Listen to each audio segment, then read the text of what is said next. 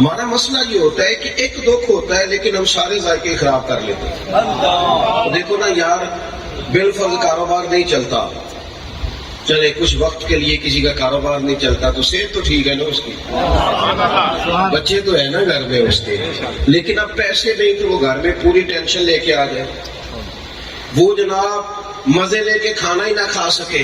میں نے ایک دفعہ اپنے والد صاحب سے کہا، چونکہ لوگوں کی بڑی پسند ہوتی ہے نا، آج گوشت لائیں، اور گوشت کی پھر قسم ہے، بڑا کھانا ہے کہ چھوٹا کھانا ہے کہ مرغا کھانا ہے، اور پھر اس کو پکانے کے لیے بھی ڈشوں کا استعمال ہے، تو ہمارے یہاں لوگوں کی پسند ہو جاتی ہے۔ آج کل بھی کچھ پسند ہے لوگوں کی کہ برگر کھانا ہے کہ شوارما کھانا ہے کہ پیزا کھانا ہے، اور پھر اس میں بھی اقسام ہے۔ میں نے ابا جی سے پوچھا، میں نے کہا ابا جی آپ نے کبھی نہیں بتایا آپ کو کیا پسند ہے؟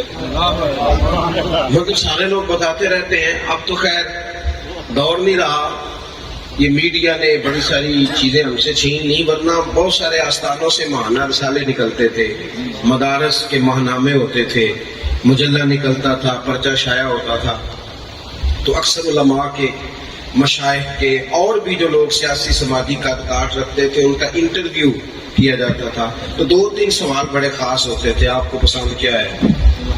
رنگ کون سا پسند ہے؟ خوشبو کون سی پسند ہے؟ کھانے، یہ تقریباً کم و بیش سبھی سے پوچھا جاتا، تو پڑھتے تھے ہم۔